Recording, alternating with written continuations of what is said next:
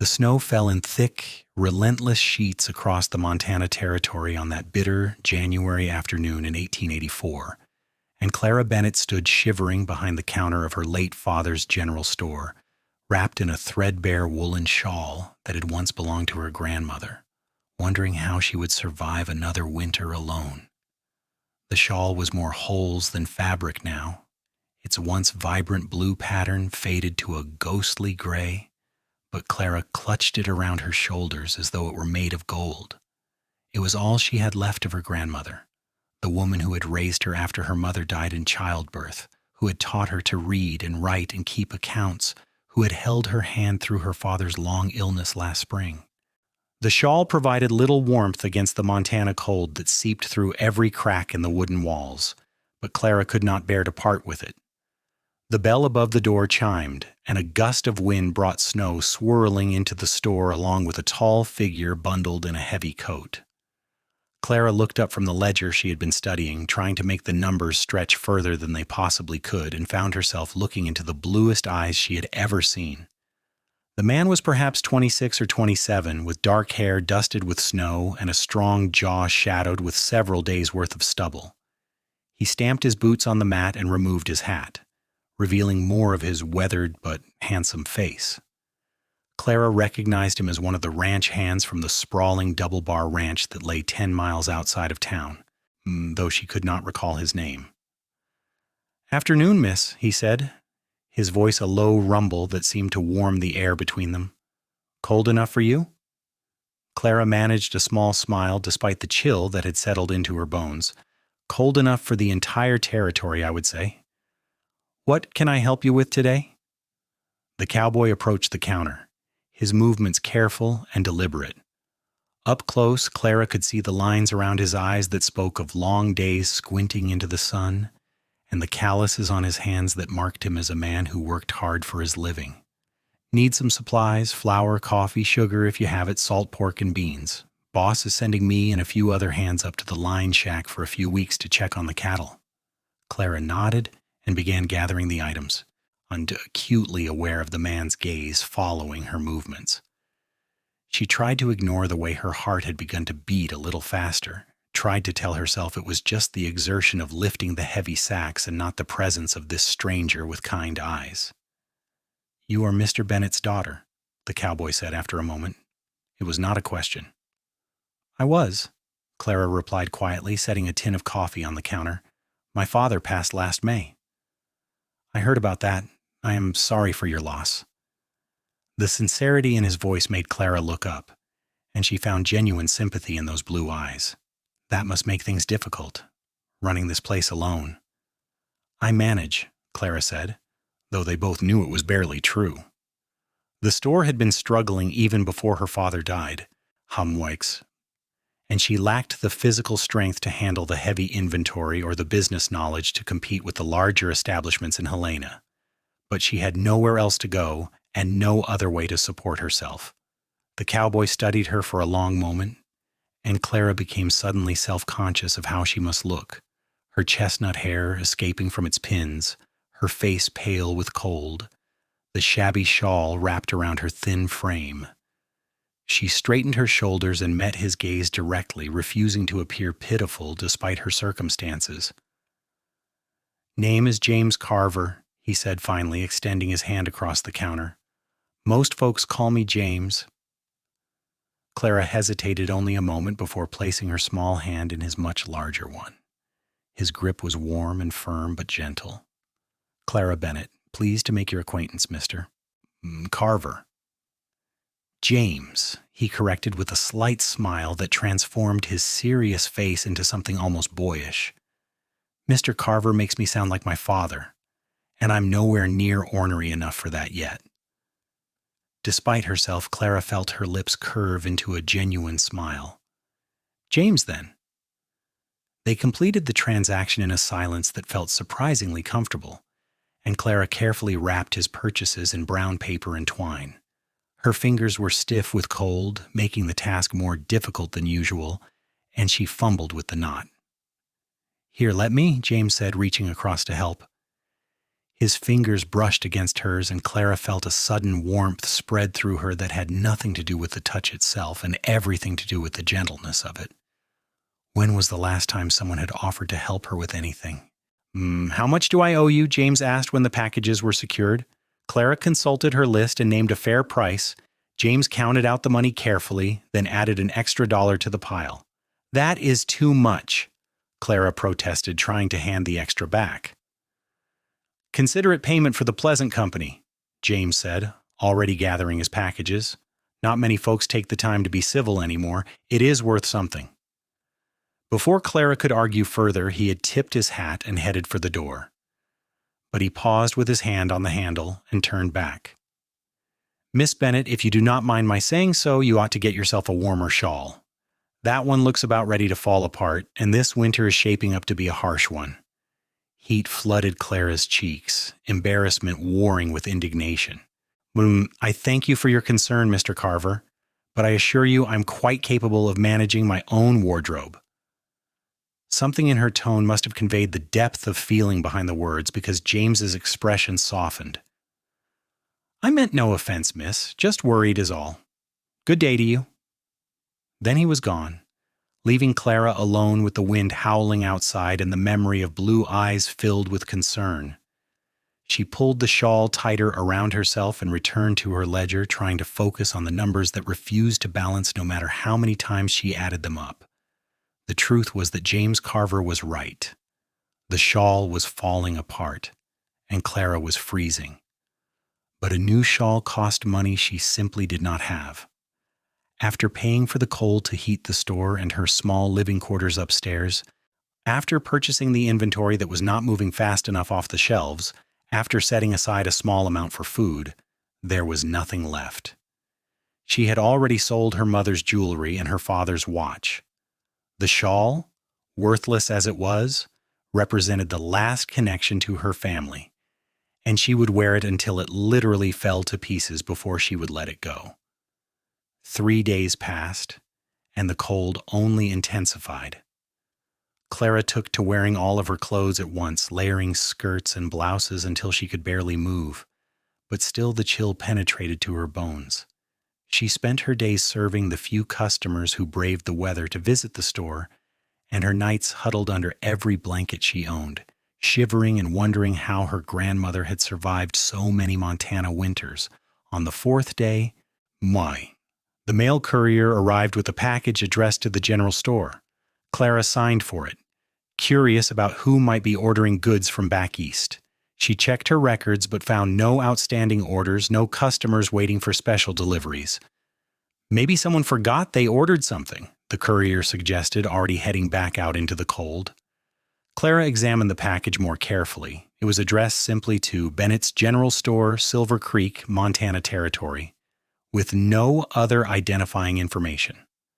The return address indicated it had come from a catalog company in Chicago, one of the big mail order firms that were starting to put small stores like hers out of business.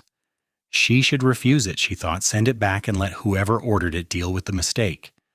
But curiosity got the better of her, and she carefully opened the brown paper wrapping. Inside was the most beautiful shawl Clara had ever seen. It was made of thick, soft wool in a deep burgundy color, with an intricate pattern woven throughout in threads of gold and cream. The workmanship was exquisite, far finer than anything she had ever owned, even before her family's fortunes had declined. There was a warmth to the fabric that she could feel even before she touched it, a quality that spoke of skilled hands and careful craftsmanship. Clara's breath caught in her throat as she lifted the shawl from its wrapping. It was large enough to envelop her completely, with long fringe along the edges that would help trap heat close to her body. She draped it over her shoulders experimentally and immediately felt warmth begin to spread through her chilled limbs. More, it was like being embraced by summer itself. But who had sent it? Clara searched through the packaging again and found a small card tucked into the folds of the shawl. The handwriting was masculine and slightly awkward, as though the writer was more accustomed to holding a rope than a pen. "For Miss Bennett," it read, "Montana winters are too cold to face without proper protection. Please accept this gift in the spirit of neighborly concern. The territory needs more people like you who work hard and treat others with kindness. Stay warm." There was no signature, but Clara did not need one. She remembered blue eyes filled with sympathy, a deep voice expressing concern, strong hands helping her tie packages. James Carver had noticed her struggling, and he had done something about it. Tears pricked at Clara's eyes, and she blinked them back furiously. She could not remember the last time someone had given her a gift, let alone something so thoughtful and practical. Part of her wanted to return it, to maintain her pride and independence, but a larger part, the part that had been cold for so very long, wanted desperately to keep it. She compromised by deciding to consider it a loan. She would keep the shawl through the winter, and when spring came and business hopefully improved, she would find a way to repay James Carver for his kindness. It was not charity if she intended to pay him back, she told herself. Clara removed her grandmother's threadbare shawl with reverent hands and folded it carefully, placing it in the drawer behind the counter where she kept her most precious possessions. Then she wrapped herself in the new shawl, luxuriating in its warmth and softness, and for the first time in months, she did not feel cold. She thought about James Carver throughout the rest of that day and into the evening.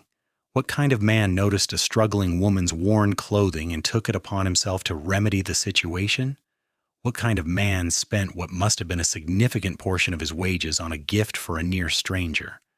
Clara had heard stories about cowboys, about their rough ways and wilder tendencies, but James seemed different somehow. There was a gentleness to him that belied his rugged exterior, a thoughtfulness that surprised and intrigued her. 2 weeks passed before Clara saw James again. The snow had temporarily subsided, leaving Silver Creek blanketed in white but the roads passable for those brave enough to venture out. Clara was restocking the shelves with the meager inventory she had left when the bell chimed and James walked in, stomping snow from his boots. "Afternoon, Miss Bennett," he said, removing his hat. His eyes immediately went to the burgundy shawl wrapped around her shoulders, and she saw satisfaction flash across his face before he quickly looked away. "Good afternoon, James," Clara replied, feeling unaccountably shy. "I did not expect to see you. I thought you were up at the line shack." "Got back yesterday. Cattle are holding up well despite the weather." He approached the counter, turning his hat in his hands in a gesture that suggested nervousness. "I was hoping I might find you well." Clara felt heat rise in her cheeks. "I am very well, thank you, and I must thank you for the shawl. It is beautiful and has kept me wonderfully warm. But it was far too generous a gift, and I insist on repaying you." "No." James's voice was firm but not unkind. "It was a gift freely given, and I will not accept payment. Please, Miss Bennett, let an old cowboy have the satisfaction of doing one good deed without worrying about the cost." "You are hardly old," Clara protested, "and it must have cost you dearly. I cannot in good conscience accept such an expensive present from a man I barely know."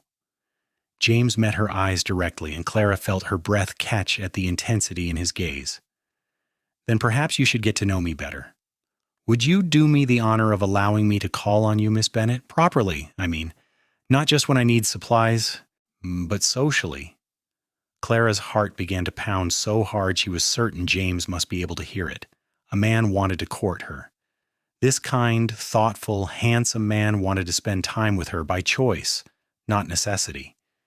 It seemed impossible, like something from one of the romantic novels she had read as a girl. "I would like that very much," she heard herself say. "But I must warn you, I am a terrible prospect. I have no money, no prospects, and I spend most of my time trying to keep this failing store afloat. You would be better served directing your attentions elsewhere." "I will be the judge of what serves me well," James said, and the smile that spread across his face was like the sun breaking through storm clouds. "May I take you to dinner tomorrow evening? There's a new restaurant that opened up near the hotel. Supposed to have decent food." "I would be delighted," Clara said softly. They made arrangements for James to call for her at 6 o'clock the following evening, and after he purchased a few more supplies, he left with a tip of his hat and a promise to see her soon. Clara watched him go, one hand absently stroking the soft wool of her new shawl, and felt something unfurl in her chest that she had thought long dead: hope. The next 24 hours passed in a blur of anxious preparation. Clara had only 2 good dresses, both of them outdated and worn, but she chose the better of the 2, a dark green wool that brought out the hazel in her eyes. She spent an hour working on her hair, trying to tame it into something resembling the fashionable style she had seen in the catalog illustrations. She even splurged on a small bottle of scent from her own inventory, dabbing it at her wrists and throat. When James arrived promptly at 6, Clara felt her nerves threaten to overwhelm her, but the look of appreciation in his eyes when he saw her steadied her resolve. He offered his arm, and together they walked through the cold streets to the restaurant, Clara's new shawl wrapped snugly around her shoulders. The restaurant was small but clean, with red-checkered tablecloths and the smell of roasting meat filling the air. James held Clara's chair for her, a gesture of courtesy that made her feel like a lady instead of a struggling shopkeeper. When they were seated across from each other, Clara felt suddenly tongue-tied, unsure of what to say to this man who had shown her such unexpected kindness. "Tell me about yourself," James said, saving her from her awkward silence. "I know you run the general store and that you lost your father, but I want to know more. Where did you come from? What do you dream about?" So Clara found herself talking, hesitantly at first, and then with growing confidence. She told him about growing up in Ohio, about her mother's death and her grandmother's fierce determination to see her educated. She spoke of coming west with her father when she was 16, seeking a fresh start and new opportunities. She described her father's slow decline, the way illness had stolen his strength bit by bit until he was too weak to rise from his bed. "I promised him I would keep the store running," Clara said quietly, "but I'm not sure how much longer I can manage it. The big catalog companies can offer goods cheaper than I can buy them wholesale. People are ordering from Chicago and New York instead of buying from me, and I cannot blame them. It makes financial sense." "People need more than just cheap goods," James said firmly. "They need neighbors they can trust. Someone who knows their name and cares about their family. That is worth something." "Apparently not enough," Clara said with a bitter laugh. "I am sorry. I did not mean to be so melancholy. This is supposed to be a pleasant evening, and here I am complaining. Do not apologize." James reached across the table and took her hand, the gesture so natural and comforting that Clara did not think to pull away. "I asked you to tell me about yourself, and your struggles are part of who you are. I want to know all of it, the good and the difficult." They talked through dinner and long after, on lingering over coffee as the restaurant began to empty around them. Clara learned that James was 27, that he had been working as a cowboy since he was 15, that he had come from a poor family in Texas and sent money home whenever he could spare it. He spoke of his love for the wide-open spaces of Montana, the way the mountains looked in the morning light, the satisfaction of working with cattle and horses. "I have a dream," James admitted, looking almost embarrassed. "I have been saving for years now, putting aside every spare dollar. I want to have my own place someday, a small ranch where I can raise cattle and horses. Nothing fancy, just a piece of land I can call mine." "That is a wonderful dream," Clara said warmly. "How close are you to making it real?" "Not as close as I would like," James admitted. "Every time I get a bit saved up, something happens. My mother needs a doctor, or my gear wears out and needs replacing. But I am getting there, slowly, another few years maybe." Clara felt a kinship with this man who worked toward a distant goal despite obstacles and setbacks. They were both struggling to build something out of nothing, both fighting against circumstances that seemed determined to defeat them. The knowledge created a bond between them that felt deeper than their brief acquaintance should allow. When James finally walked her home, the night was clear and cold, with stars scattered across the sky like diamonds on velvet. They paused at the door to Clara's store, and for a moment, neither of them spoke. Then James reached out and gently adjusted the shawl around Clara's shoulders, his fingers lingering on the soft wool. "I am glad you kept it," he said softly. "It suits you. The color brings out the warmth in your eyes. Thank you, Clara whispered, for the shawl, for this evening, for seeing me as more than just a failing shopkeeper. I see a strong woman who is doing her best against difficult odds, James said. I see someone worth knowing, worth caring about. May I call on you again? I would like nothing more. James smiled and raised her hand to his lips, pressing a gentle kiss to her knuckles. The gesture was old-fashioned and courtly, and it made Clara's heart flutter in her chest. Then he was gone, walking back toward the boarding house where he rented a room, and Clara was left standing in the doorway with her hand pressed to her chest and a smile on her face.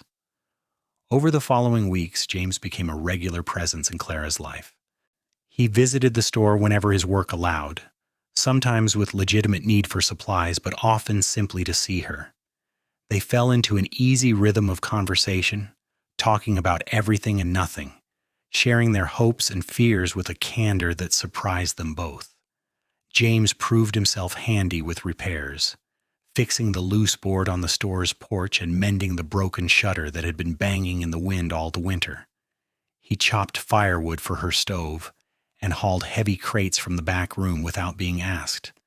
Clara tried to pay him for his help, but he steadfastly refused.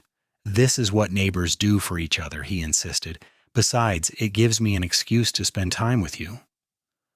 On Sundays, when the store was closed and James had the day off, they took long walks together through the snowy streets of Silver Creek. James told her stories about life on the ranch, about ornery cattle and stubborn horses, about sleeping under the stars and waking to watch the sunrise over the mountains. Clara shared her love of books and learning, reciting poetry she had memorized as a girl and discussing the novels she read by lamplight in the evenings.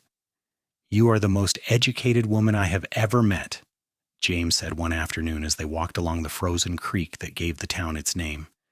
"You could have been a teacher, you know. You have the patience and knowledge for it." "I thought about it once," Clara admitted. "But my father needed me, and then he died, and now I have the store. Besides, I do not have the proper certification. The Territorial School Board requires formal training." "Maybe someday," James said, "when things are more settled." Clara appreciated his optimism even as she doubted its foundation. Nothing in her life had ever been settled, and she had learned not to count on stability or security. But walking beside James, wrapped in the warm shawl he had given her, she allowed herself to dream of a future where things might be different. Valentine's Day arrived, bringing with it a blizzard that shut down the town for 3 days. Clara huddled in her store, grateful for the warmth of her shawl and the supplies she had in stock. She wondered how James was faring at the ranch, whether he was safe and warm in the bunkhouse or stuck somewhere out in the storm tending to cattle. On the 4th day, when the snow finally stopped and the sun broke through the clouds, James appeared at her door looking half frozen, but carrying a small package wrapped in brown paper. "Are you insane?" Clara demanded, pulling him inside and immediately setting about getting him warm. "You could have died out there in that storm." "Could not let Valentine's Day pass without seeing you," James said through chattering teeth. He thrust the package at her with stiff fingers. "Happy Valentine's Day, Clara." Clara's anger melted away as she took the package. Inside was a book, its leather binding worn but its pages pristine. She recognized it immediately as a collection of Elizabeth Barrett Browning's poetry, the same volume she had mentioned admiring but being unable to afford. "James," she breathed, "this is too much. You already gave me the shawl. And now this?" "A woman who loves poetry should have poetry to read," James said simply, "and I wanted you to know that I was thinking of you, even stuck out at the ranch in a blizzard." Clara felt tears prick her eyes. She set the book down carefully, and then, acting on impulse, she stepped forward and embraced James, wrapping her arms around him despite his cold, snow-dampened coat. She felt him stiffen in surprise before his arms came up to encircle her, holding her close. "Thank you," she whispered against his chest. "Thank you for everything." They stood like that for a long moment, holding each other in the quiet store, and Clara felt something shift between them. What had been growing gradually suddenly crystallized into certainty. She was falling in love with this man, this kind and thoughtful cowboy who saw her worth and treated her with respect. The realization should have frightened her, but instead it filled her with a warm certainty that spread through her chest like sunlight. When they finally pulled apart, James was looking at her with an expression that made her breath catch. "Clara," he said softly, "I need to tell you something. I have been thinking about you constantly. You are in my head when I'm working, in my dreams when I sleep. I know we have not known each other long, but I feel something for you that I have never felt before. I'm falling in love with you." "I am falling in love with you too," Clara said, the words coming easily because they were true. I tried not to. I told myself it was too soon, that I should be practical. But my heart refuses to listen to logic. James cupped her face in his cold hands, his thumbs stroking gently across her cheeks. "May I kiss you?" In answer, Clara rose on her toes and pressed her lips to his. The kiss was gentle and sweet, tasting of snow and coffee and promise. When they finally drew apart, both of them were smiling. "I want to build a life with you, James said seriously. "I know I do not have much to offer right now. I am just a cowboy with a small amount of savings and a distant dream, but I am hardworking and loyal, and I will do everything in my power to make you happy. Will you consider a future with me?" "Yes," Clara said without hesitation. 1,000 times yes. But James, I have even less to offer than you do. The store is failing. I have debts I can barely pay. If we marry, you would be taking on my burdens as well. Then we will carry them together, James said firmly. 2 people working together can accomplish more than 1 person working alone. We will find a way, Clara, I promise you that. They sealed the promise with another kiss, and Clara felt hope bloom in her chest like spring flowers after a long winter. She did not know how they would make it work, but she believed in James's determination and her own resilience. Together they would find a way. The weeks that followed were a whirlwind of planning and preparation. James spoke to his boss at the Double Bar Ranch, explaining that he wanted to marry and asking if there might be a place for Clara on the property. The ranch owner, a pragmatic man named Samuel Thornton, surprised them both by offering James a deal. "I've been thinking about opening a small store right here on ranch property," Thornton said. "Somewhere the hands can buy necessities without having to ride all the way into town. If your young lady can run it, I will provide the building and initial inventory in exchange for a percentage of the profits. She keeps whatever is left after costs and my share." It was more than they could have hoped for. The arrangement would give Clara steady income and James the opportunity to continue working toward his dream of owning land. She could close the failing store in town, sell off what inventory remained, and use the money to pay down her father's debts. "It will not be easy," Clara warned James as they discussed the proposition. "Starting over from nothing never is, and we will be living on ranch property, yes, in whatever small cabin they provide. It is not the life you might have dreamed of for a wife." "You are the life I dreamed of," James said simply. "Everything else is just details." They were married in April, when the snow finally melted and the first green shoots began to appear on the hillsides. The ceremony was simple, held in the small church in Silver Creek with only a handful of witnesses. Clara wore her best dress and the burgundy shawl James had given her, and she carried a small bouquet of wildflowers that James had picked that morning. When the minister pronounced them husband and wife, James kissed her with a tenderness that brought tears to Clara's eyes. They were starting their life together with almost nothing in material terms, but Clara had never felt richer. She had a partner, a companion, someone who loved her for who she was rather than what she could provide. The cabin that Thornton provided was small but sturdy, with one main room that served as kitchen and living area, and a smaller bedroom barely large enough for a bed. Clara spent the first week scrubbing every surface until it gleamed, hanging curtains she had sewn from fabric scraps, and arranging their few possessions to make the space feel like home. The store was slightly larger, a wooden building that had previously served as storage for ranch equipment. James and some of the other hands helped Clara clean it out and build shelves, counters, and a small office area. Thornton provided initial inventory, basic goods that the ranch hands would need regularly, and Clara supplemented it with her knowledge of what sold well and what people actually wanted. Within a month, the little store was doing steady business. The ranch hands appreciated the convenience of not having to ride into town for every small need, and Clara's fair prices and friendly service made her popular. She kept careful accounts, ensuring that Thornton received his agreed-upon percentage while also building up a small reserve for emergencies. James worked long hours on the ranch, but he came home every evening to the cabin where Clara waited with dinner and a warm embrace. They fell into comfortable rhythms, learning each other's habits and preferences, discovering the small intimacies that make up a marriage. James taught Clara to ride, taking her out on gentle horses to explore the ranch property. Clara read to James in the evenings, in sharing the poetry and stories she loved with a man who listened with genuine interest. "I never thought I could be this happy," Clara confessed one night as they lay in bed, James's arms wrapped around her. "My life was so hard for so long. I forgot what it felt like to have something to look forward to." "Every day with you is something to look forward to," James murmured against her hair. "You are my future, Clara. Everything I do, every dollar I save, it is all for us now." Summer arrived, transforming the Montana landscape into a sea of green and gold. Clara's store continued to thrive, and she found herself not just surviving but genuinely enjoying her work.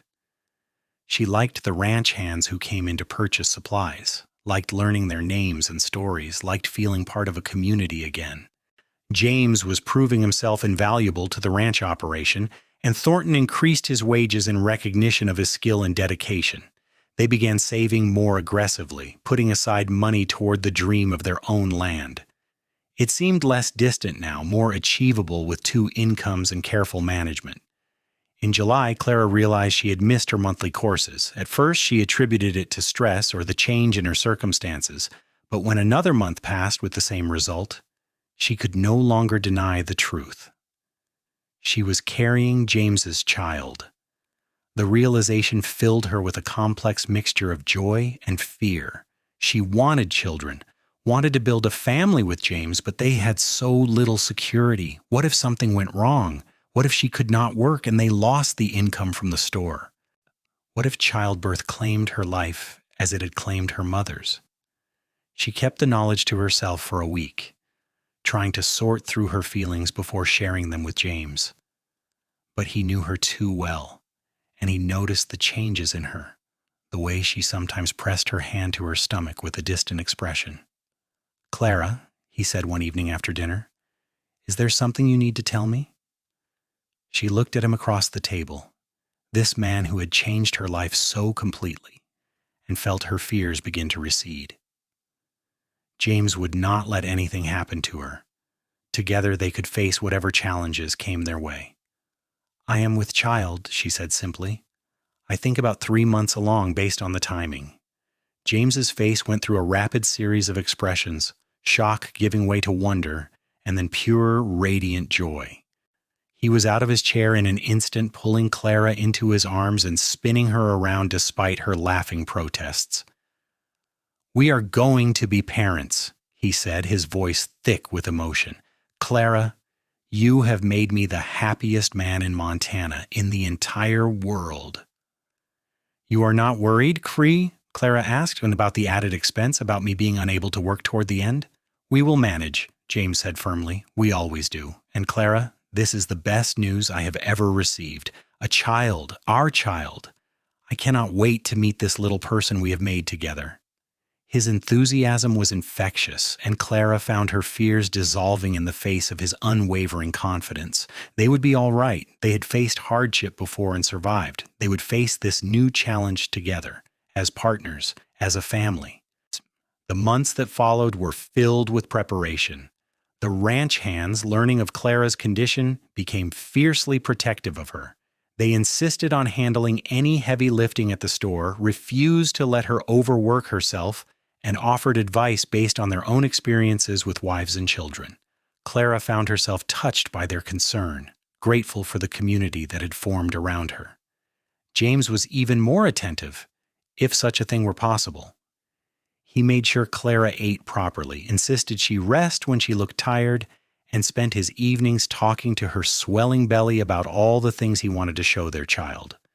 Clara would sit in her rocking chair, wrapped in her beloved burgundy shawl despite the warmth of the season, and listen to her husband make promises to their unborn baby.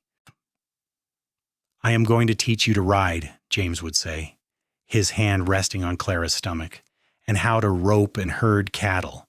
But your mother will teach you important things too, like reading and writing and how to be kind to people. Between the two of us, you are going to be the finest person in Montana." Winter arrived again, Clara's second in Montana as James's wife, and with it came the inevitable cold. But this year, Clara did not shiver.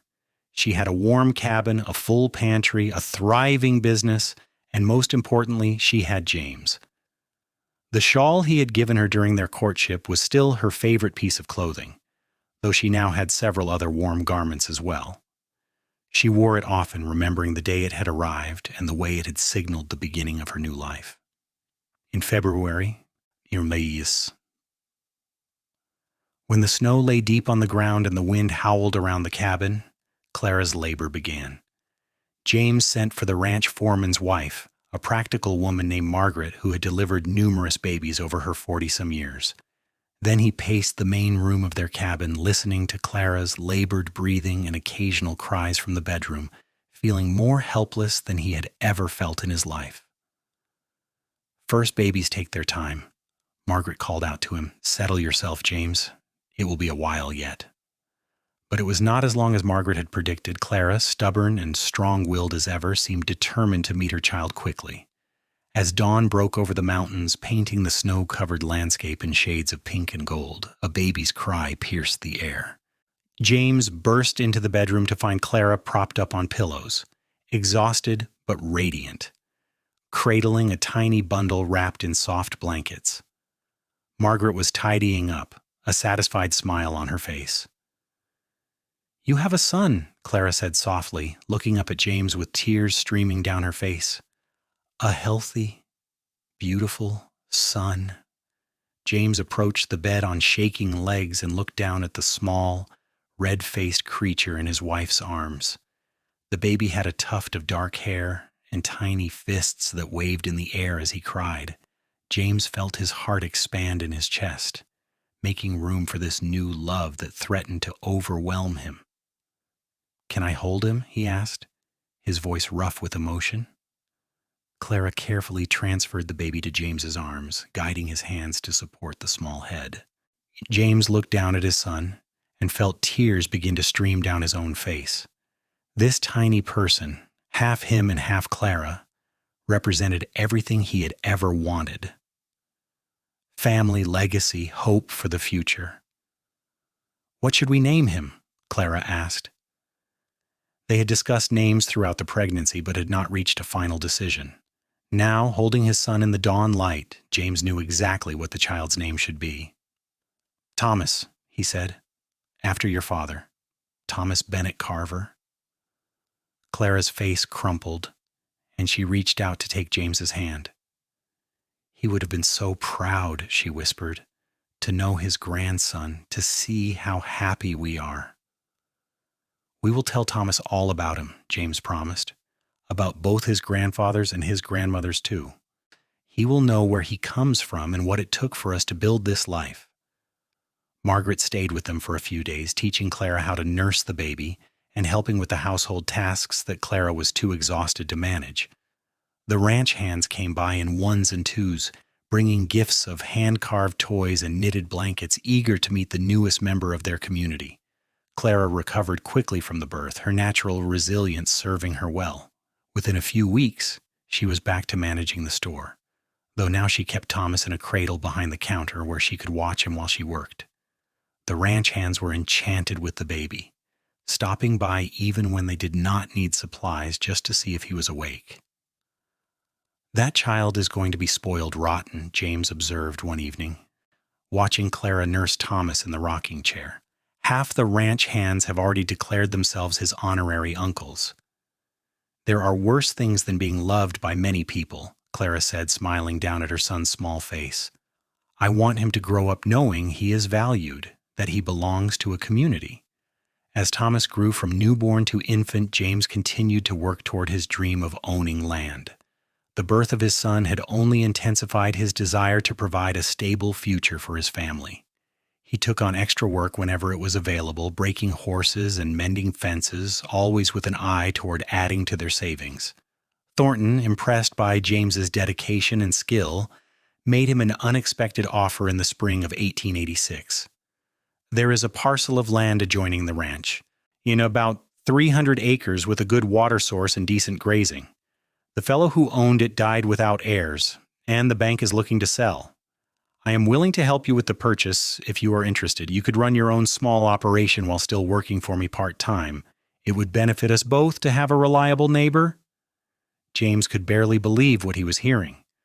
300 acres, enough to start a real ranch, to build the life he had been dreaming of.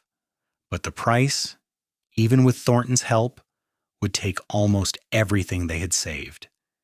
He discussed it with Clara that evening, laying out the numbers and the risks. It would mean we are stretched thin for a while, he said honestly. If anything goes wrong, if the cattle get sick or the market drops, we could lose everything. Clara looked at her husband, at the hope and fear warring in his expression, and she thought about the day he had ordered her a shawl from a catalog because he could not bear to see her cold. He had given her warmth when she had nothing, had seen her worth when she could not see it herself. Now it was her turn to give him the gift of believing in his dream. We should do it, she said firmly. You are right that there are risks, but there are also risks in staying where we are. At least this way, we are working towards something that belongs to us, and I have faith in you, James.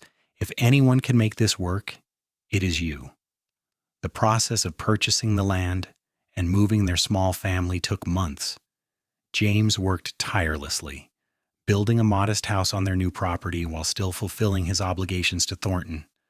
Clara packed up their belongings and prepared to close the store on ranch property, though Thornton assured her she could reopen in their new location if she wished.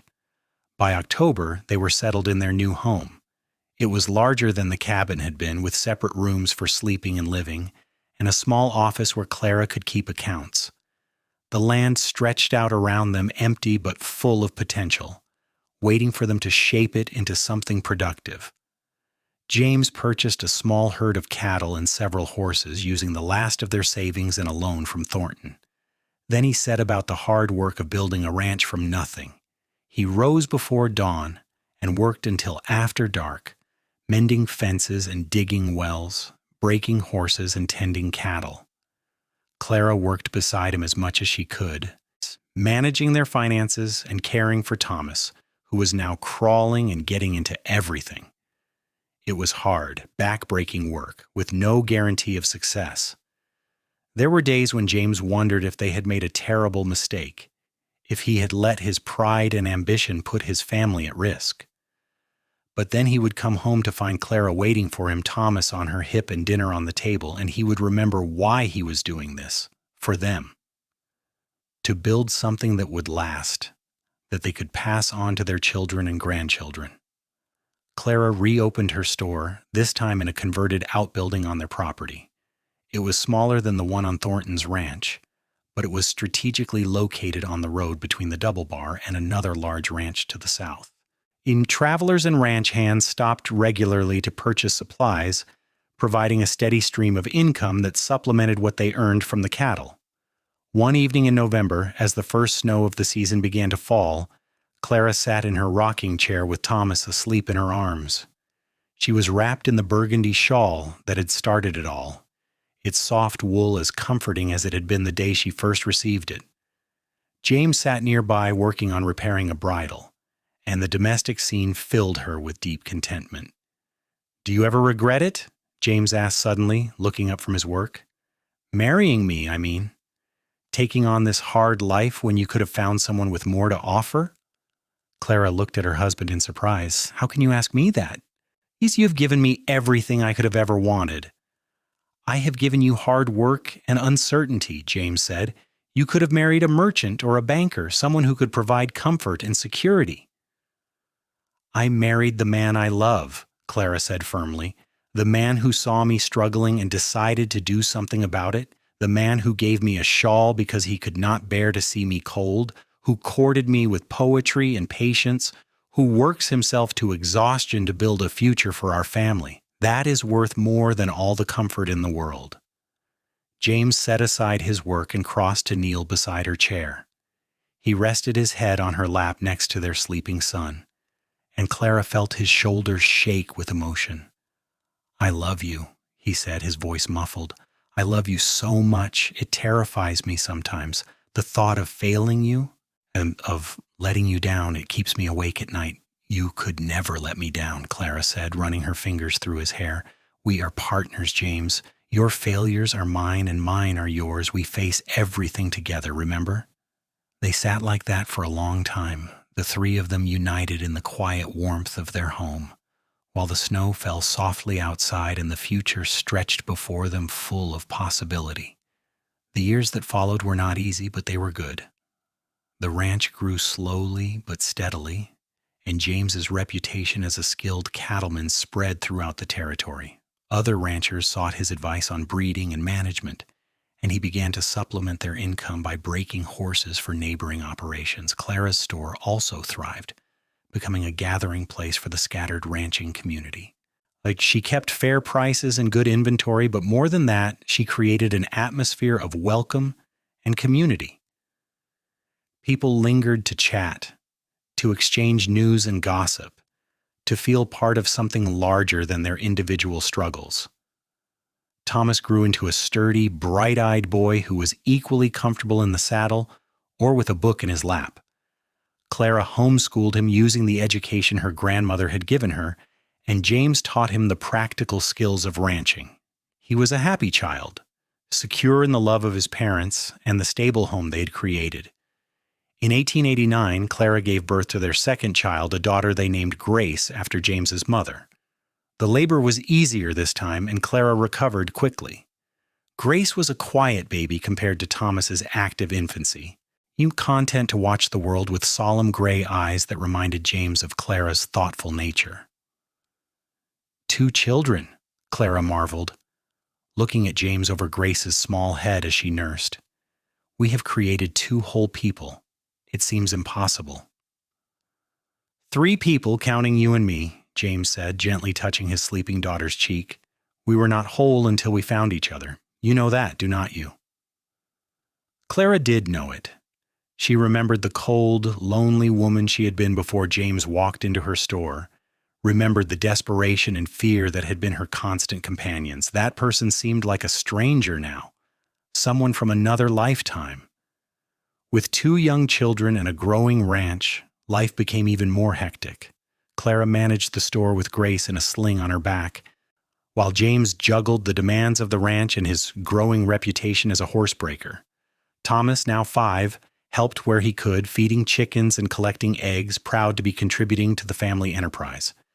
Montana achieved statehood in 1889, bringing new opportunities and challenges. The arrival of more settlers meant more competition, but also more customers for Clara's store and more potential buyers for James's cattle and horses. They weathered economic downturns and harsh winters, droughts, and disease, but they weathered them together. In 1892, Thornton approached James with another proposition. The older man was ready to retire and wanted to sell the Double Bar Ranch. Would James be interested in purchasing it, combining it with his own property to create one of the largest ranches in the region?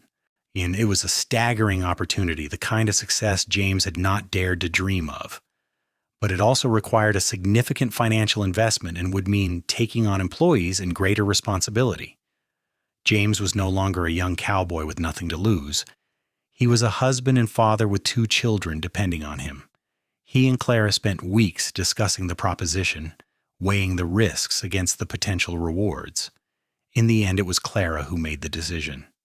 We should do it, she said. You You have proven yourself capable of managing our ranch. This is just a larger scale of the same work. And James, you have earned this. Years of hard work and careful management of integrity and skill, this is your reward, and you should not be afraid to claim it. With Clara's support, James purchased the double bar, borrowing heavily, but confident in his ability to make the combined operation profitable. It meant long days and difficult decisions, hiring and managing a crew of cowboys, dealing with the complexities of a large-scale ranching operation, but it also meant security for his family, the ability to provide opportunities for his children that he had never had. Clara closed her small store and reopened in the larger building on the Double Bar property, the same building where she had first started when she and James married. It felt like coming full circle, returning to where their life together had truly begun.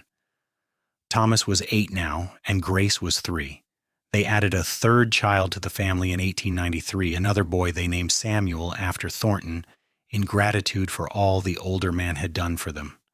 Samuel was a robust baby with lungs that could wake the entire household, but he was also affectionate and easy to laugh, bringing joy to even the hardest days. By 1895, the combined ranch was thriving beyond James's most optimistic projections. They had paid down a significant portion of their debt and were able to hire additional help, easing the physical burden on James. Clara's store was profitable enough that she hired a part-time assistant, giving her more time to spend with the children. On a cold December evening, 11 years after Clara had first wrapped herself in the burgundy shawl that had changed her life, she and James sat together on the porch of their house, watching the sun set over the mountains. The children were inside with their nanny, a young woman from town, who helped Clara with childcare and household tasks. "Do you remember the day we met?" Clara asked, pulling the shawl tighter around her shoulders. It was showing its age now, the wool slightly faded, and the fringe somewhat worn, but Clara refused to replace it. It had too much history, too much meaning. "I remember thinking you looked like you were about to freeze to death," James said with a smile. "And I remember those eyes so full of pride and determination, even though you were clearly struggling." "I remember thinking you were kind," Clara said. "The way you offered to help with the packages, the concern in your voice. No one had been kind to me in such a long time." "I knew that day," James admitted. "The moment I saw you, something shifted inside me. I did not know it was love yet, but I knew you were important. That is why I ordered the shawl. I could not bear the thought of you being cold." "That shawl changed my life," Clara said softly. "It was the first step toward all of this." She gestured at the house, the barns, the land stretching out around them. "You gave me warmth when I had none, and from that warmth grew everything else." James pulled Clara close, and she rested her head on his shoulder, the shawl enveloping them both. They sat in comfortable silence, watching the stars emerge one by one in the darkening sky. "I want to give you something," James said after a while. He reached into his pocket and pulled out a small box. "I should have done this years ago, but money was always tight and there were always more pressing needs.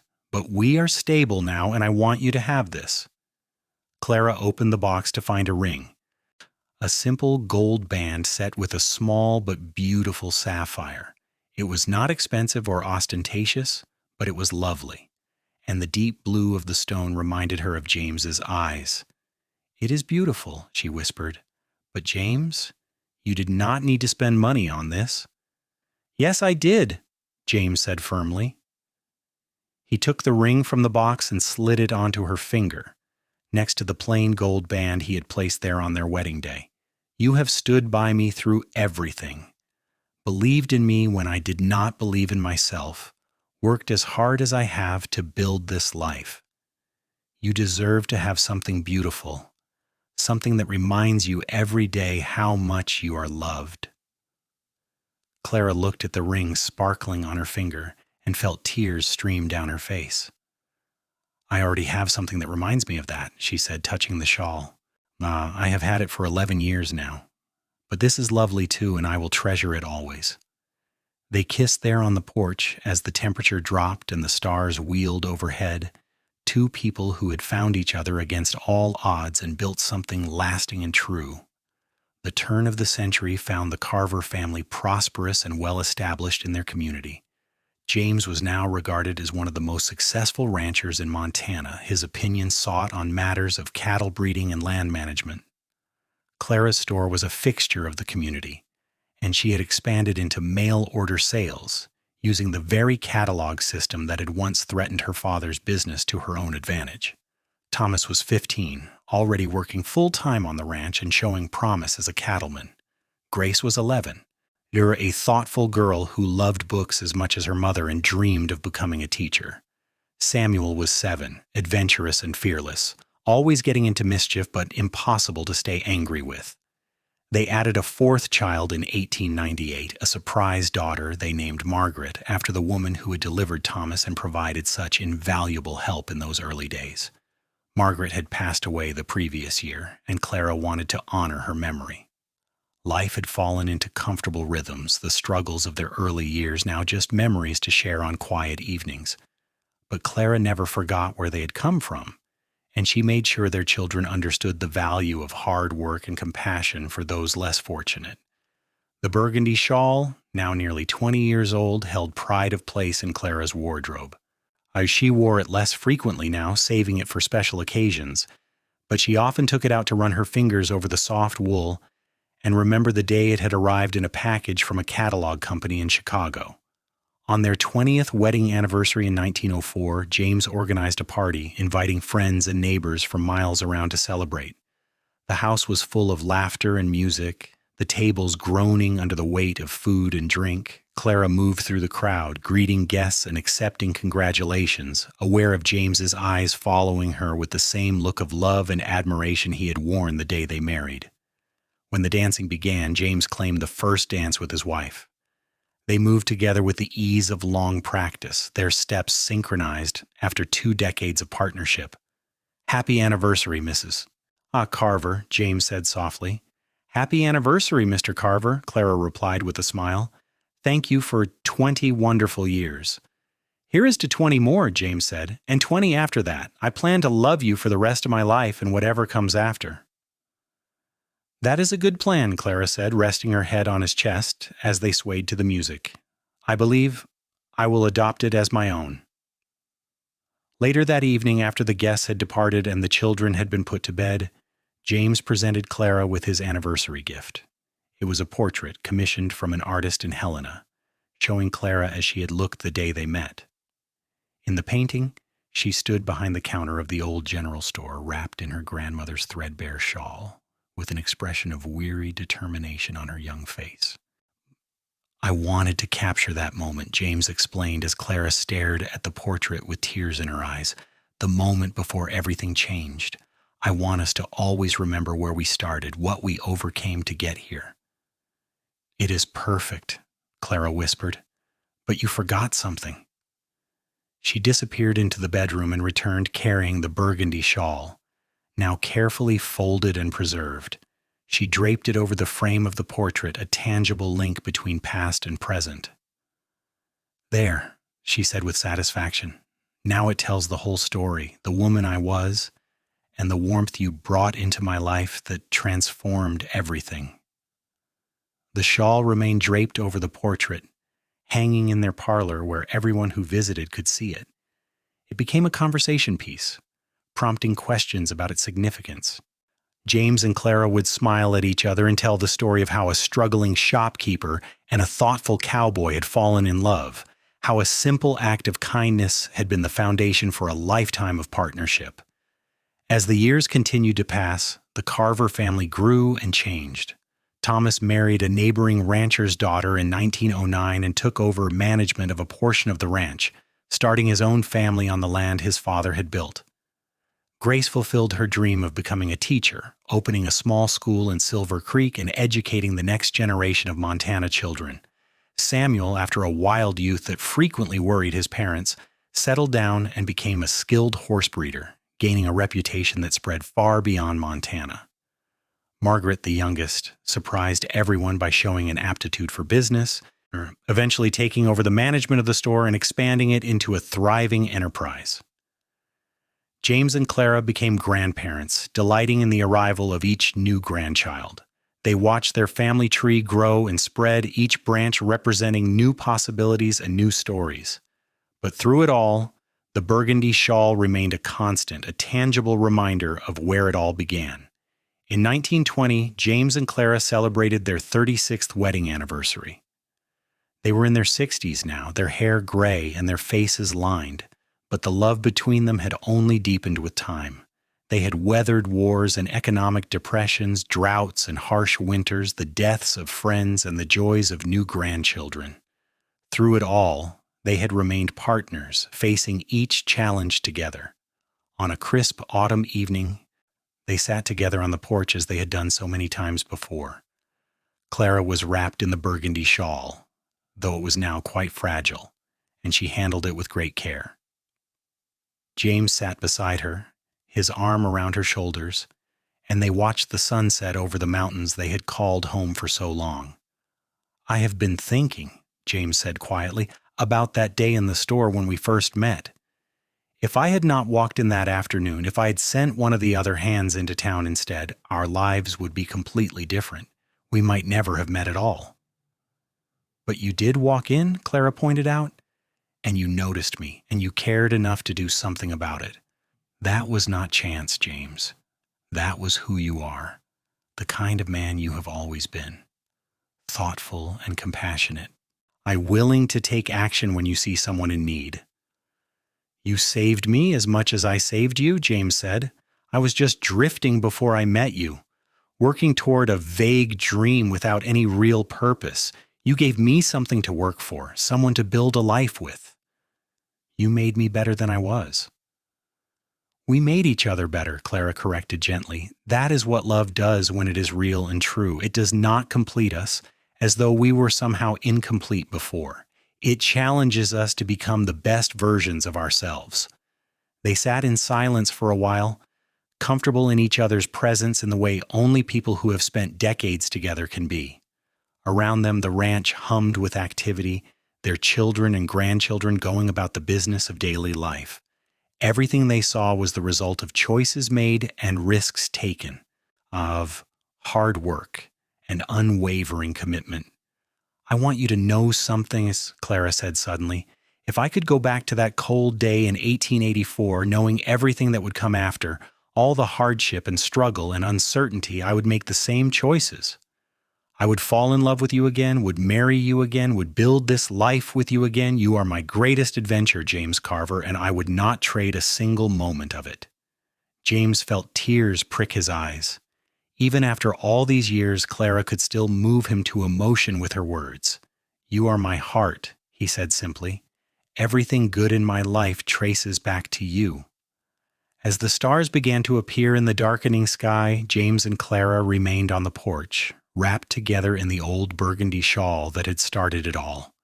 It was worn and faded now, a pale shadow of its former glory. But to them it was still beautiful. It represented hope and kindness, the beginning of a love story that had spanned decades and shaped generations.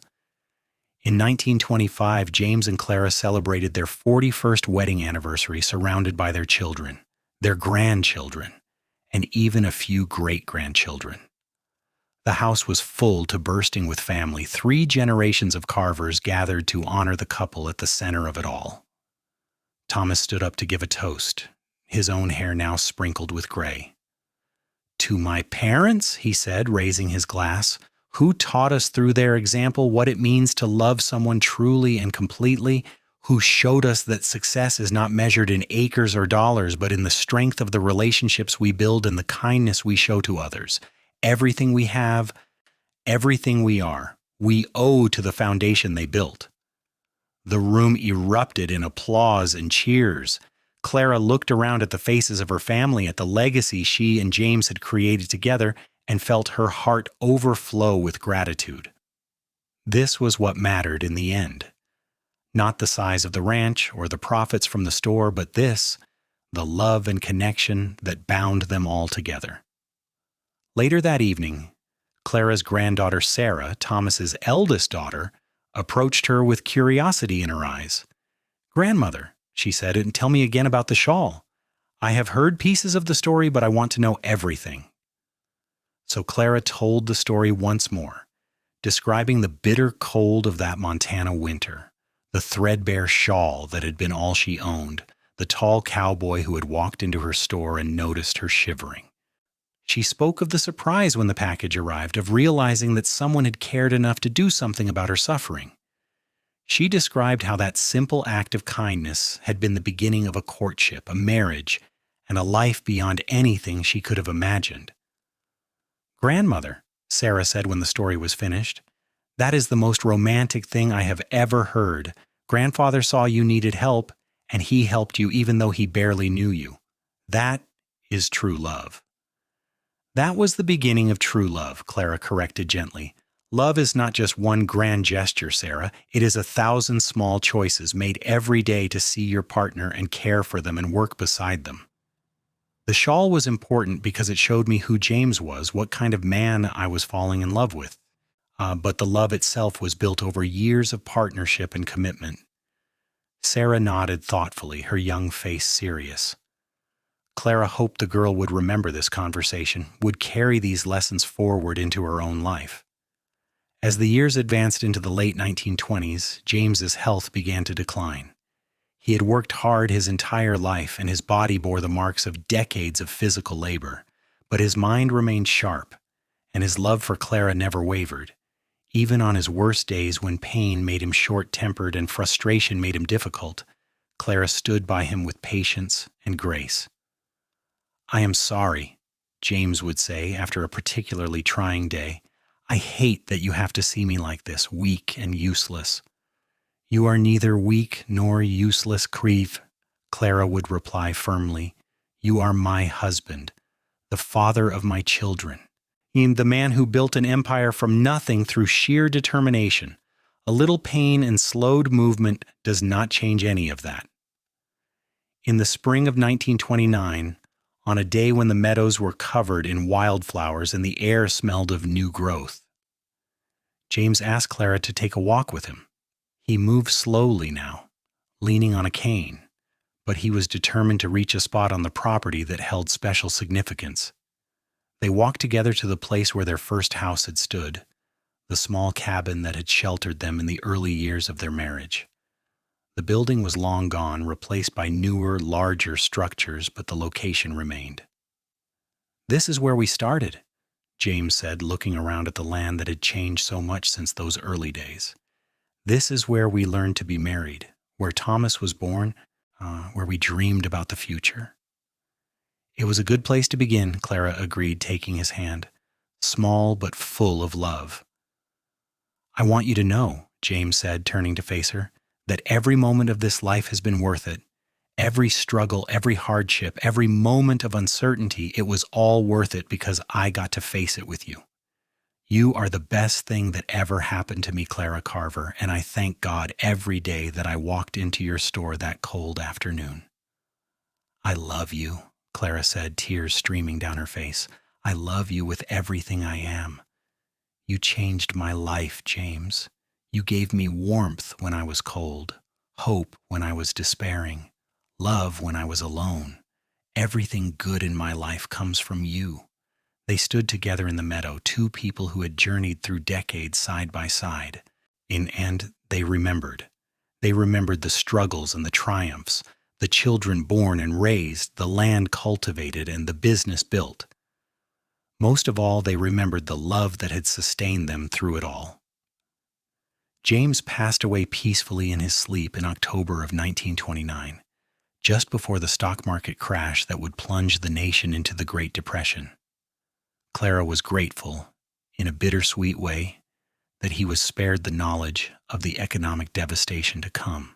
He died believing their family was secure, their legacy assured, their life's work complete. The funeral was attended by hundreds of people, ranchers and townspeople, friends and business associates, all coming to pay their respects to a man who had been respected and admired throughout the region. Clara stood at the graveside, wrapped in the burgundy shawl despite the warmth of the day, and bid farewell to her partner of 45 years. In the months that followed, Clara sometimes struggled with the loss. The house felt too empty, too quiet, without James's presence. But she was not alone. Her children rallied around her, making sure she was cared for and supported. Her grandchildren visited frequently, filling the house with noise and life. And she had her memories, 45 years worth of love and partnership to sustain her through the loneliness. Clara lived for another 15 years, watching her family continue to grow and thrive despite the hardships of the Depression. The ranch survived the economic downturn thanks to Thomas's careful management and the solid foundation James had built. The store remained profitable under Margaret's innovative leadership. The family endured, as Clara and James had always known they would. In her final years, Clara spent many hours sitting in her favorite chair, the burgundy shawl draped across her lap, telling stories to her great-grandchildren about the man she had loved. She wanted them to know about James, about his kindness and strength, about the way he had built something from nothing through hard work and determination. She wanted them to understand that their family's success was not an accident, but the result of choices made and principles upheld. Clara passed away in her sleep in June of 1944, at the age of 78. She was buried beside James, and the burgundy shawl was placed in the coffin with her, a final acknowledgement of its significance. It had been the beginning of her love story, the tangible symbol of James's care and thoughtfulness, and it seemed right that it should accompany her on this final journey. The Carver family continued to thrive in the decades that followed. Thomas ran the ranch until his own retirement, then passed it on to his eldest son. Grace's school educated generations of Montana children, many of whom went on to positions of influence and importance. Samuel's horse breeding operation became one of the most respected in the region. Margaret's business acumen expanded the store into a regional chain that provided employment for dozens of families. But through all the changes and growth, through the passage of decades and the arrival of new generations, the story of Clara and James remained central to the family's identity. Their portrait still hung in the main house, a place of honor in the parlor, though the shawl that once draped it was now buried with Clara. The children and grandchildren and great-grandchildren told the story of how their family began, of a struggling shopkeeper and a thoughtful cowboy, of a cold Montana winter and a shawl ordered from catalogs. They spoke of how one act of kindness had planted a seed that grew into a mighty tree, branches spreading wide to shelter generations. They told the story of love that endured, of partnership that strengthened over time, of two people who built something lasting from almost nothing. They remembered Clara's strength and wisdom, James's kindness and determination, and the way their love had transformed not just their own lives, but the lives of everyone who came after. On cold winter evenings, and when snow fell softly over the Montana landscape, the descendants of Clara and James would gather by the fire and remember. They would speak of a time when the West was still wild, when life was hard and uncertain, when people made their own fortunes through determination and hard work. And always, at the center of these remembrances, was the story of the shawl, the burgundy shawl with gold and cream threads ordered from a Chicago catalog by a cowboy who noticed a woman shivering and decided to do something about it. The shawl that represented the beginning of a great love story, a love that had echoed down through generations and shaped the lives of countless descendants. It was a simple story, really. A man saw a woman in need and helped her. But from that simple beginning came a lifetime of love, a family that grew and prospered, a legacy that endured. It was proof that small acts of kindness matter, that noticing others and caring about their welfare can change the course of lives. The Carver family grew to include not just ranchers and business people, but teachers and doctors, lawyers and artists, politicians and inventors.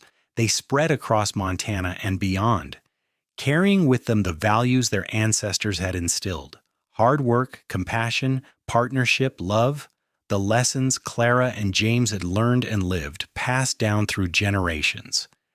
And when members of the family faced hard times, when the world seemed cold and hope was difficult to find, they would remember the story of Clara's shawl. They would remember that warmth can come from unexpected places, that kindness from strangers can change everything. That love is always possible, even in the darkest times. They would remember a cowboy who walked into a store on a cold day in 1884 and saw a woman who needed help, who did not look away or assume someone else would intervene, but who took action to make her world a little warmer. They would remember the love story that grew from that moment, a love that lasted 45 years and created ripples that extended far beyond the two people at its center. On winter evenings in Montana, when the snow falls thick and the wind howls around sturdy houses built on land that has belonged to the Carver family for generations, there are still those who wrap themselves in warm shawls and think of Clara and James. They think of the power of kindness, the importance of noticing others, the way small gestures can have profound impacts. And they remember that love, true and lasting love, often begins with simple acts of care. A shawl ordered from a catalog, a gift given without expectation of return, warmth offered freely to someone who was cold. That is how the story began, with James noticing Clara's threadbare shawl and her visible shivering, with his decision to remedy the situation through a quiet order from a catalog. That single choice set in motion a chain of events that transformed two lives and created a family legacy that lasted for generations. It was the kind of love story that could only happen in a place like the Wild West, where people had to rely on each other to survive, where kindness was not just pleasant but essential.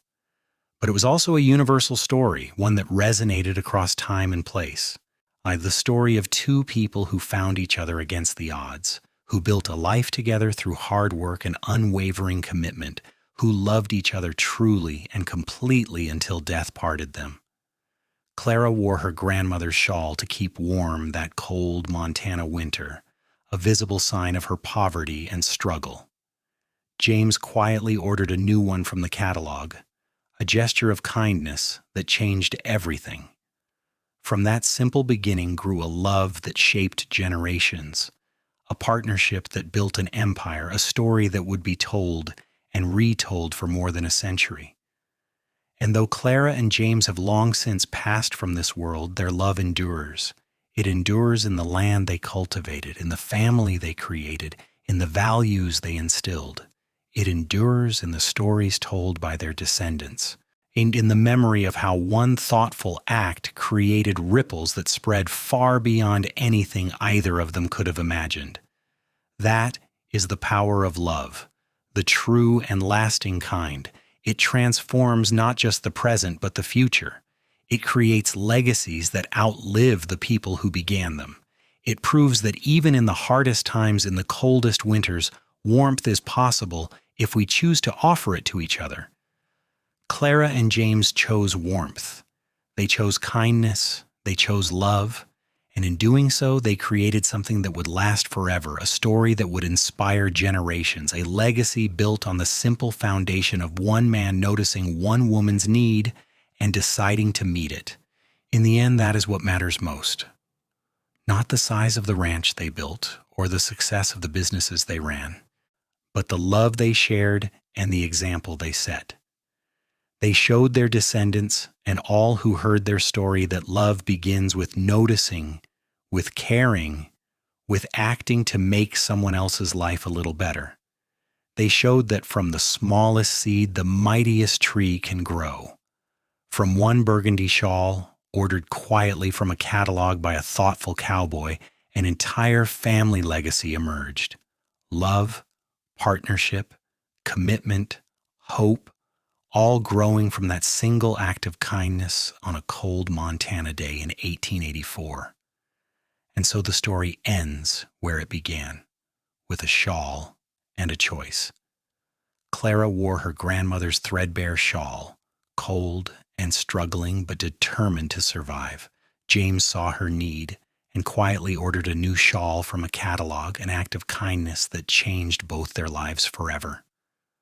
From that moment forward, they built a life together. They raised children and grandchildren, built businesses and cultivated land, faced hardships and celebrated triumphs. Through it all, they loved each other with a devotion that never wavered, a partnership that grew stronger with each passing year. When they finally passed from this world, they left behind a legacy that would endure for generations, a family that carried their values forward, land that bore the mark of their hard work, stories that inspired those who heard them, and most importantly, an example of what love can accomplish when it is real and true and lasting. Clara and James Carver, a shopkeeper and a cowboy, two people who found each other in the wilderness of Montana Territory and built something beautiful together. Their story is a testament to the power of kindness, the importance of partnership, and the enduring nature of true love. It is a story that deserves to be remembered and retold, generation after generation, as long as there are people who believe in the transformative power of love. And somewhere, in a quiet cemetery in Montana, two headstones stand side by side, marking the resting place of Clara Bennett Carver and James Carver. The stone is weathered now, the inscription worn by more than a century of Montana weather. But the words are still legible to those who look closely, a simple epitaph that tells the whole story in just a few lines. Together they built a life from love, together they rest in peace. That is their story, that is their legacy, that is the enduring power of a shawl given in kindness and a love that lasted a lifetime.